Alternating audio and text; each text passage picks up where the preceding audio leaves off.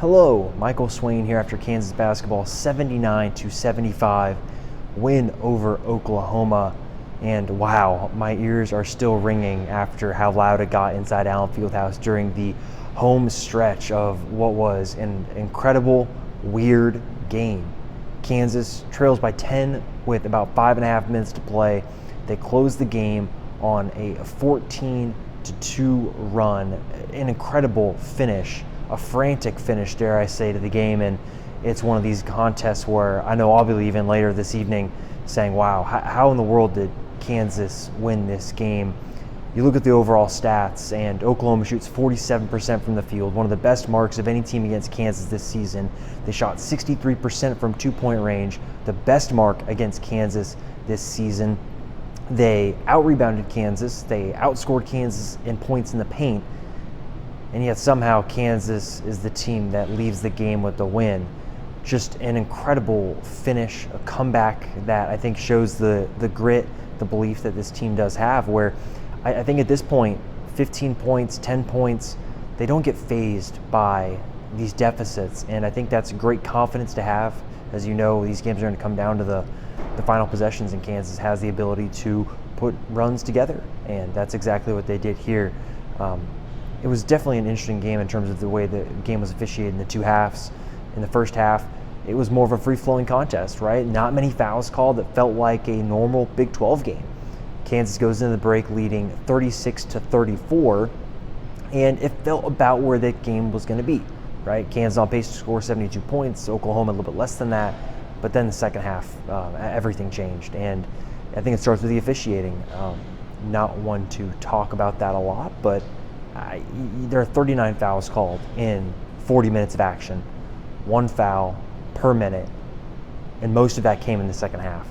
And I think it's something that Porter Moser, the Oklahoma coach, talked about post-game, which was when there are that many fouls called, it's impossible to get in any sort of offensive rhythm. Oklahoma has played in these slow slog contests this season. Kansas likes to play a little bit faster, and I think this is one of those games where you saw maybe the limitations of not having a 7-foot, 6'10" big man they could throw the ball to in the post, because Kansas had that stretch where they go 12 minutes and 52 seconds without making a shot from the field. A lot of guys tried, and there were points where Grady Dick shoots a post up and Zach Clements tries a post up. Guys just keep missing, and they kept driving to the rim and getting fouls, and I believe it was 18 straight points that were scored at the free throw line. Like, it was just ugly basketball, but Kansas did what it needed to at least stay in the game somewhat. And I think if you're going to talk about the center position, I think you do also have to talk about KJ Adams and how good he has been. 9 straight games where he scored in double digits. He has scored his career high 22 points tonight. He's just someone that continues to play with more confidence. KU would not be where it is right now without KJ Adams producing the way that he is. And his level of play has been great. And his improvement at the free throw line has been awesome. He was shooting 15% from the stripe over the first 7 games of the season. He's shooting about 80% now since Kansas got back from the Bahamas. For the season, he's over 60% now. It's just been a great stretch for him overall. And so I look at this game and say, this is the Big 12.